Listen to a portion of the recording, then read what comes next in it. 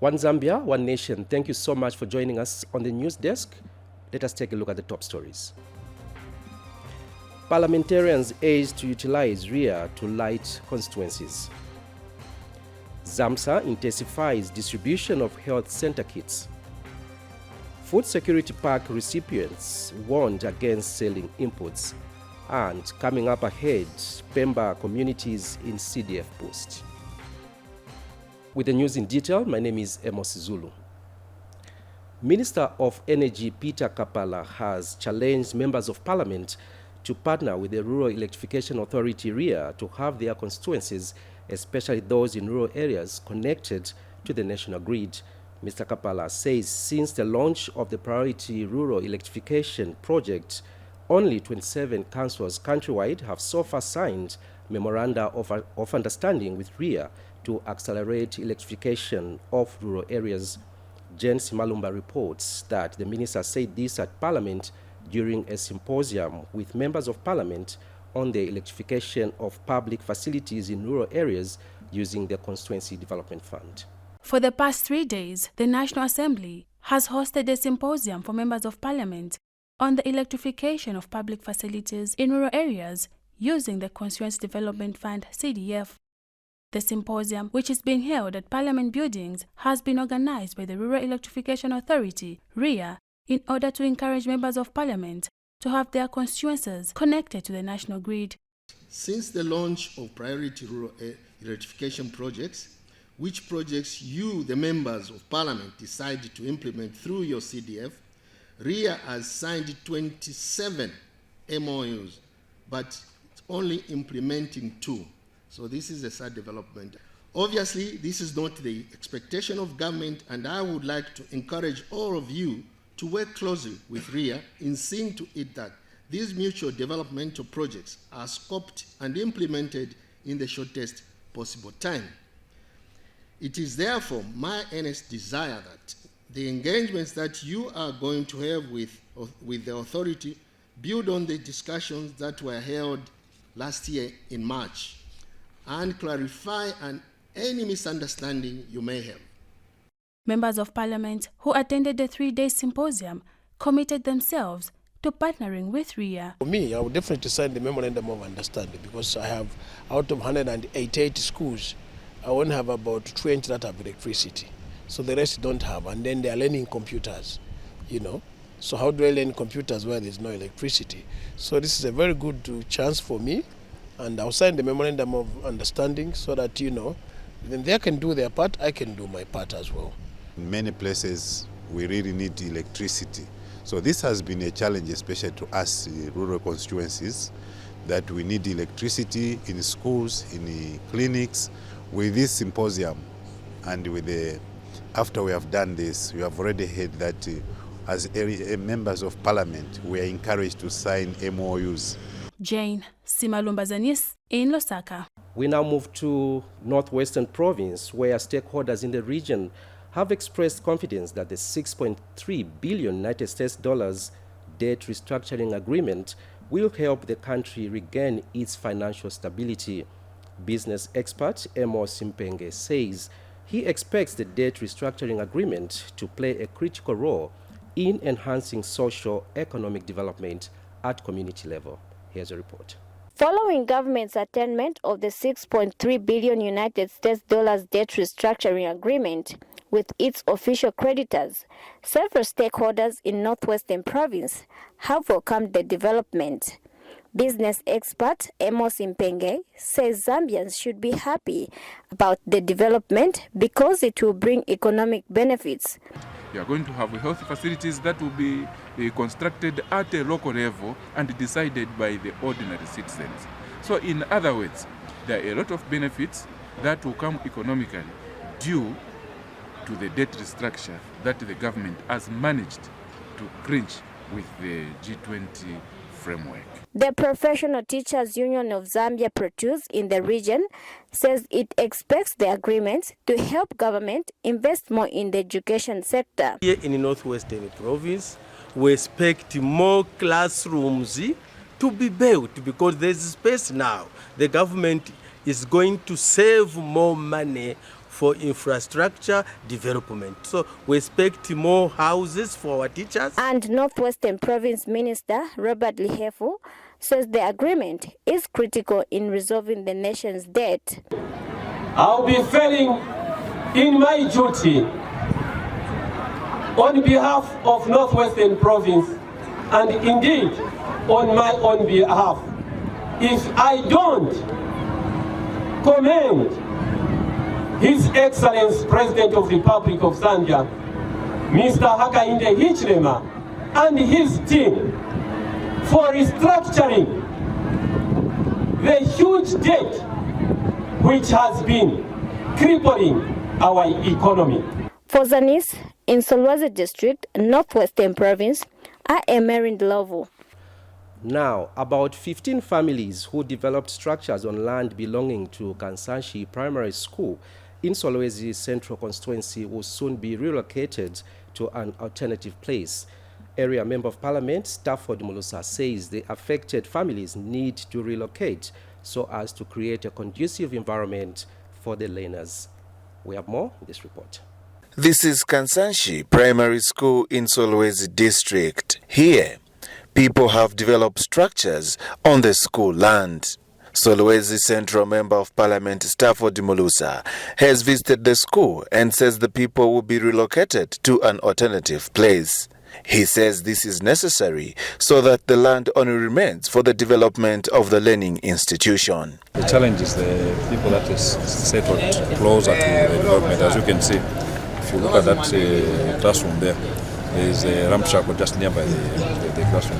It's the same. We have given alternative plots for the family that are affected here. I think there should be about 15, 16 families that are affected. And we are locating them to another area so that all this area should be left for development of the school. Mr. Mulusa has also inspected works on a 1x3 classroom block which is being constructed under the 2022 Constituency Development Fund CDF allocation. One of our best contractors that we have in the constituency, and you can see the workmanship is very, very neat, and everyone is happy with the works, the speed. We expect that in the next 2-3 weeks, I think the team should complete to hand over. And the project supervisor says the structure will soon be handed over to the Ministry of Education. We went from there to here, so we are just remaining with very few weeks. Maybe 2 to 3 weeks we have to hand over. 2 to 3 weeks? Yes, 2 to 3 weeks. Because we are just remaining with plastering. Then after plastering, then we'll start the drainage. Then after drainage, around the structure? Yes. Okay. After drainage, then we'll hand over.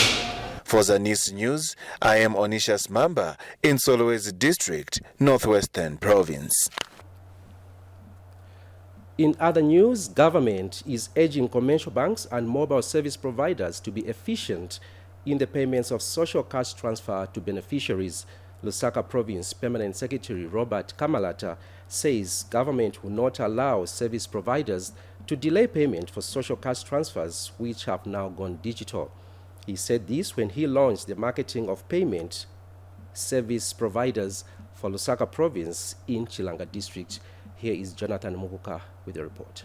Transfer program is one of the government's flagship social protection program in the country that started as a pilot program in Kalomo district of Southern Province in 2003. The current caseload for the country now stands at 1,027,000, with Lusaka Province accounting for 61,571 beneficiaries. Government has developed and strengthened systems in order to enhance implementation of programs, with one of them being the Zambia Integrated Social Protection Information Management System.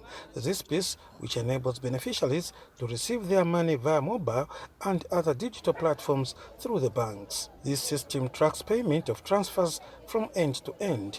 Lusaka Province Permanent Secretary Robert Kamalata launched the marketing of payment service providers, who include banks and mobile network providers.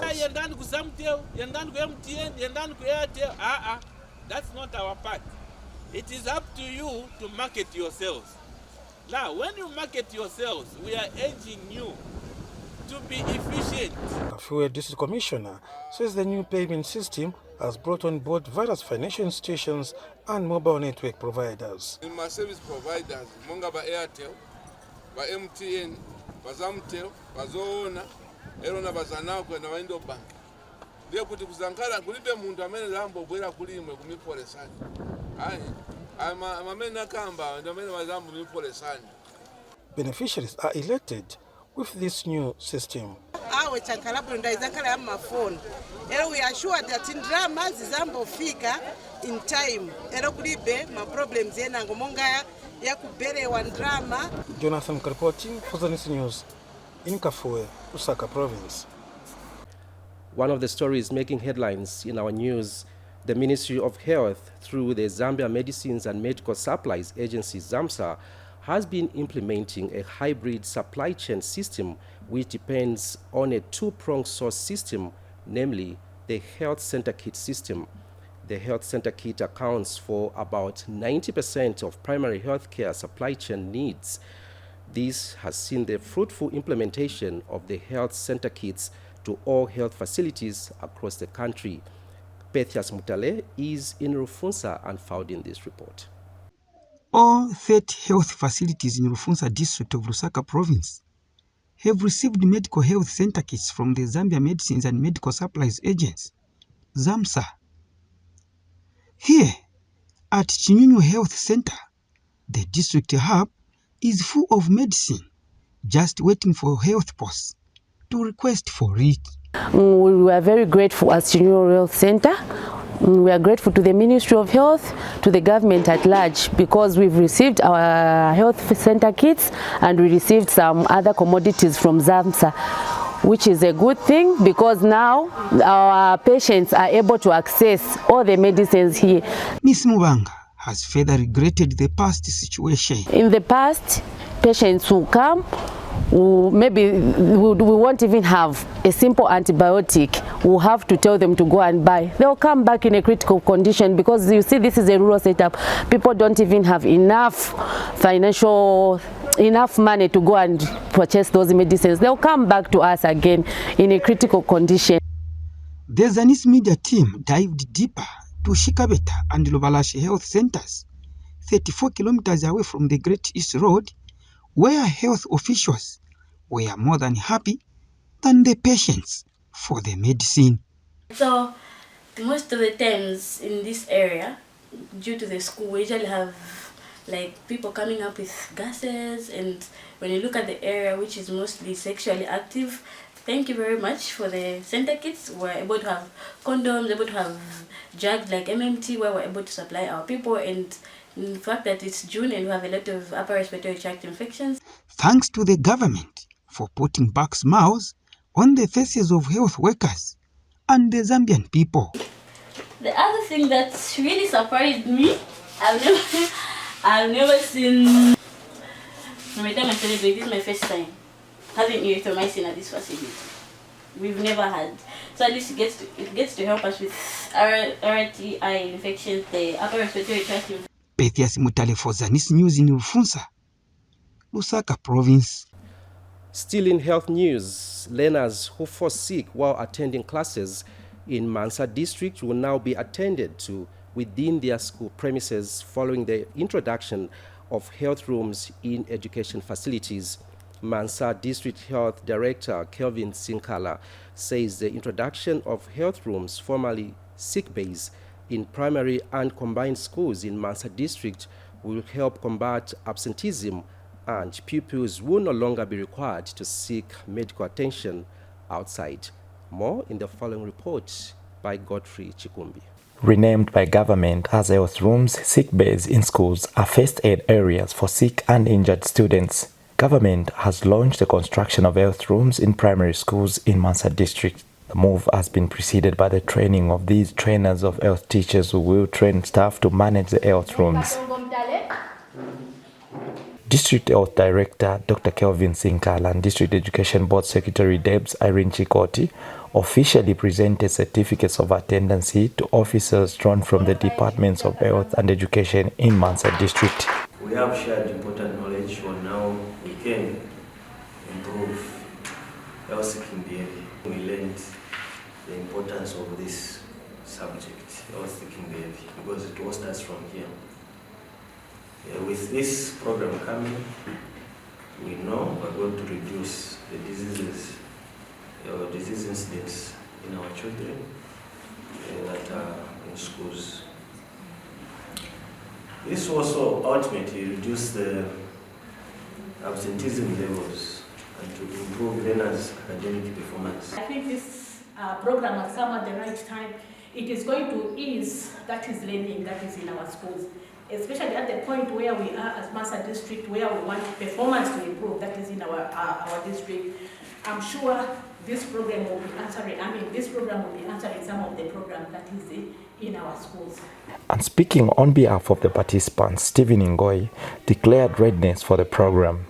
The services that we'll be offering will be improved, as learners will not require to walk or travel long distances before accessing the first line or front workers. For Zanis TV, Godfrey Chikombi reporting. Government has commenced the construction of the first ever boarding facility at Lusinde Day Secondary School in Chieftainess Mwanjabantu's area in Petauke District at a cost of 2.2 million kwacha.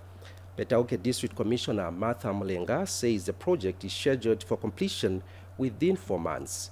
Here are the details. The construction of the first ever boarding facility for the secondary school education has commenced in Kaumbwe constituency of Petauke District in Eastern Province at a cost of 2.2 million kwacha. The new infrastructure is being put up at Lusinde Day Secondary School with support from the Constituency Development Fund. Currently, Lusinde Day, we have grade 8 up to grade 12, but we do not have infrastructure.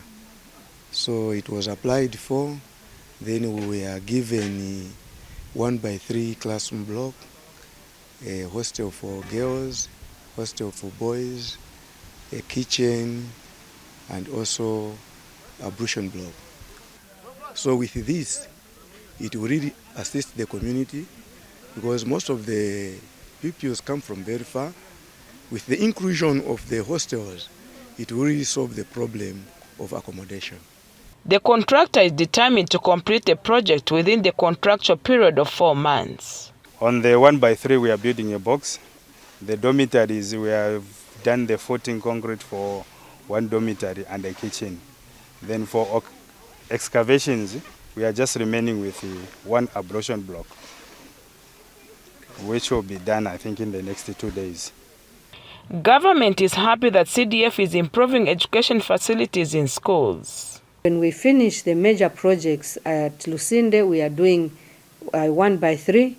We are equally doing dormitories. We are going to do a kitchen. The same applies to Mwanjabantu and the Ng'ombe Nimatole, which is already an existing school. So we are increasing those classroom blocks in order for us to have at least 3 boarding schools in Kaumbwe. And the local authority has outlined some of the major projects that have been completed in the education sector. Embarked on the construction of classroom blocks. I can cite an example of some of the projects that have already been completed. Under Kaumbwe constituency, we constructed a 1x2 classroom block at Lunene. We've also constructed the 1x2 classroom block at Kalasau, and the 1x2 classroom block at Chimonzi. For Zanis in Petauke District, I'm Lubasim Tafela. The news continues. Government has warned beneficiaries of the Food Security Pack, FSP, under the Wetland Sub-Program to desist from selling inputs. Speaking when he flagged off the distribution of Food Security Pack, FSP program in Chinsali District, District Commissioner Samson Muchemwa says government remains committed to uplifting the living standards of its people, particularly the poor and vulnerable households. More in the following report by Pamela Inambao. Chinsali District Commissioner Samson Muchemwa has flagged off at the distribution of the Food Security Pack FSP program for farming inputs under the Wetland Sub-Program. During the ceremony, the DC reminded beneficiaries to use the input for the intended purpose as they are aimed at promoting household food security and increase household income. I wish to remind all the recipients of this rare and wonderful gesture of the need to abide by the rules that govern the implementation of this program, such as the paying back of a small segment of their war produce for the purpose of sustaining the program. A word also goes to all other stakeholders to take an active role in ensuring the success of these wonderful interventions. And Chief Community Development Officer Nicholas Banda gave an advice to the beneficiaries. We want you beneficiaries to put these inputs to good use and desist from unlawful practices such as selling of inputs and keeping them for the rain season, as the inputs are solely meant for the wetlands cropping season. Beneficiaries are grateful and assured government of improved household income. These inputs will help me and my family in our farming activities. I'm happy that government has been providing farming inputs and accompanying services to us, the vulnerable farmer. We will ensure that we put in our best. People with disabilities also benefited. I'm here to attest to the fact that equally persons with disabilities are beneficiaries in these programs. As beneficiaries, and we are here to assure government that we shall put these inputs to good use. The wetland component of the Food Security Pack program is being implemented in Chinsali district for the second season. Pamela Inamba reporting for Zanis in Chinsali, Muchinga Province. Northern Province Deputy Permanent Secretary Lewis Mwape has called for the resumption of the Mwange Youth Skills Training Center in Porokoso District. Mr. Mwape explained that government wants to commit resources to revamp the facility so that it can help in training and empowering youths with the necessary skills. Mwange Youth Skills Center in Porokoso District is a facility that offers resettlement programs and TVETA courses to youths between the age of 18 to 35 years. The facility, which is under the Ministry of Youth, Sports and Arts, has over 500 plots to accommodate youths from across the country and train them in various survival skills. Osbert Mtale, the Senior Training Officer, highlights some of the works and challenges the center is experiencing. So we also do the training. We are under TVETA. It's a registered institution under TVETA, where we are allowed to do the training in agriculture, level 3.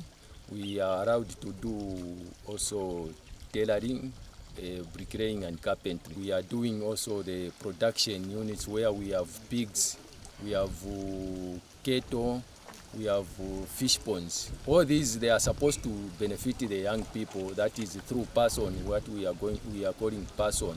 We have lost a lot of resources. For example, we have about 5 schools which were used by the refugees. These are big schools and they have good iron sheets which have been vandalized. Most of them have gone. Northern Province Deputy Permanent Secretary Lewis Mwape, who toured the facility, has called for its revitalization. All these skills that are very critical, because once we do that, it means that we are building a very huge human capital that will respond to the needs of our development. So for us to deal with the youth bulge, one of the areas where we need to invest is invest in the agriculture. So as you heard from the training officer, here we have about more than 500 plots that needs to be occupied. And we can't do that if we don't make this place adaptable. He has further encouraged youths to take advantage of such opportunities and take up farming. Reporting for Zanis, Sylvia Zulu in Porokoso District. We now give you education news, where Minister of Education Douglas Siakalima has warned school administrators allegedly abusing grants apportioned to their schools. Mr. Siakalima says government is committed to improving the education sector and will not tolerate school administrators who are misusing funds meant for school operations. The minister was speaking when he officiated at the Education for All Policy Stakeholders meeting at Mulungushi International Conference Center in Lusaka. He has since directed the permanent secretaries to investigate the alleged abuse of resources, especially grants, by those entrusted with the responsibility. And team leader governance and political human development at British High Commission in Zambia, Ben Powis, says the United Kingdom will continue to partner with the Zambian government to improve access to quality education. Meanwhile, the chairperson for the Parliamentary Committee on Education and Science, Twambo Mutinta, says education is key to unlocking the economy of the country. The meeting's objective is to align Zambia's education for all policy and social justice. The grants that government is giving to our schools are being abused. Is unacceptable, and I'm now telling you, especially in the Ministry of Education, I can see directors here, POs and whatever. It is not right. PS yesterday, you were just telling me this a case that you were following up. It is endemic. So if you can steal from yourself, how can't you steal from others? And I'm now sounding this to all of us. You will lose me. You abused government grants, and it is coming. Together, we must prioritize the provision of quality education for all, regardless of gender, socio-economic background, or geographical location.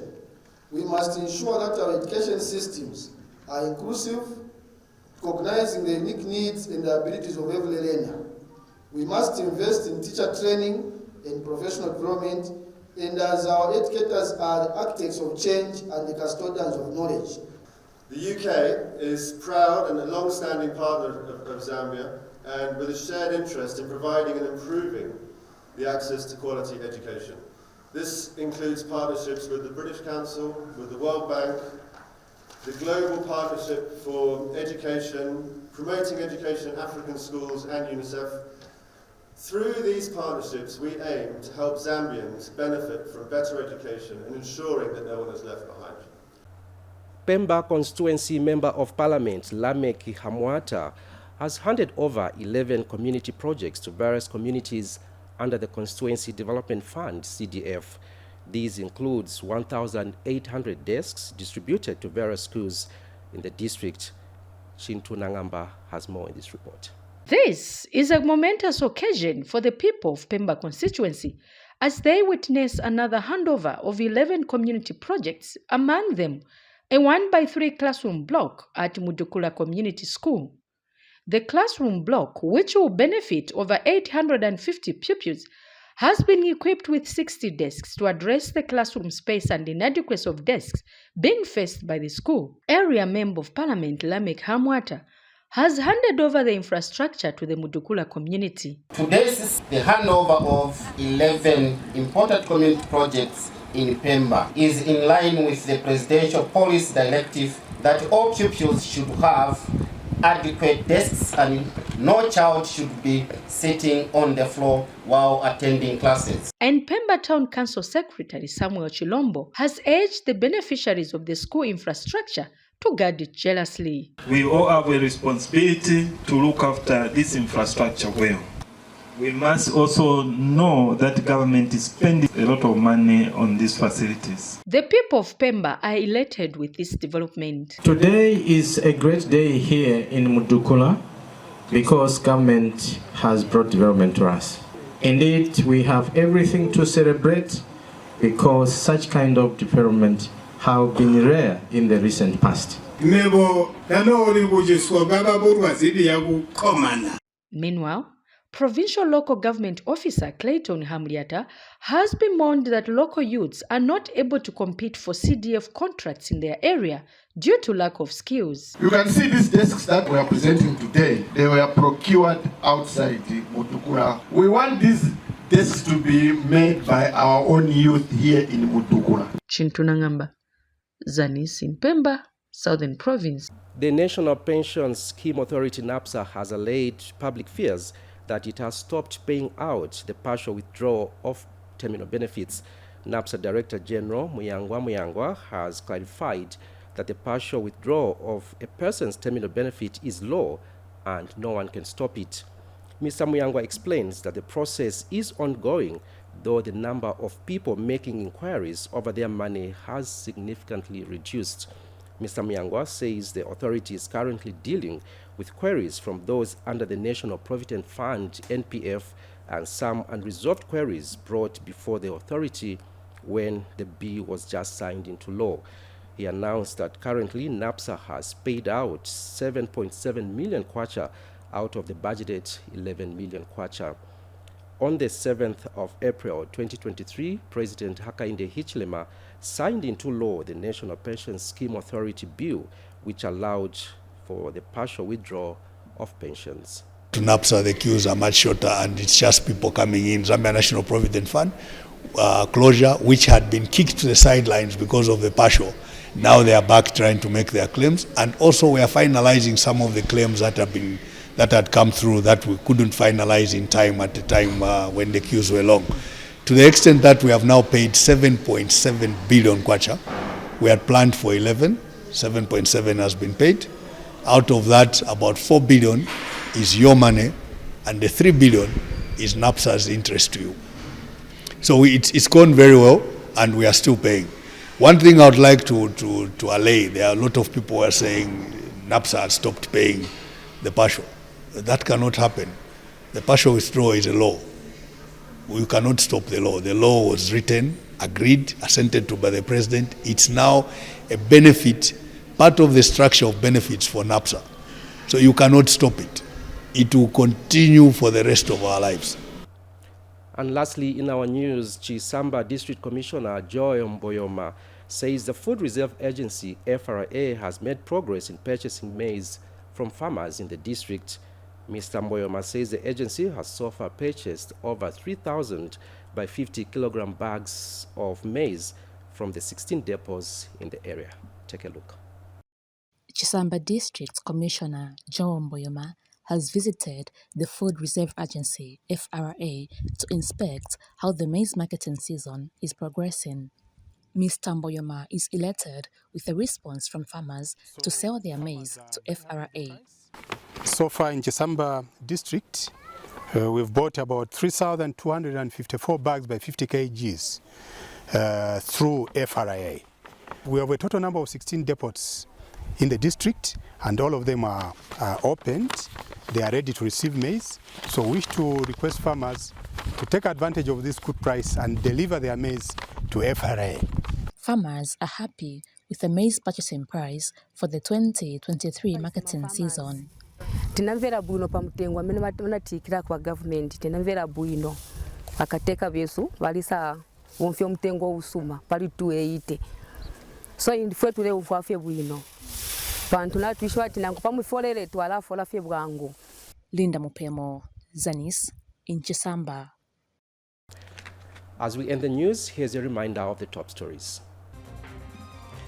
Parliamentarians urged to utilize RIA to light constituencies. ZAMSA intensifies distribution of health center kits. Food Security Pack recipients warned against selling inputs.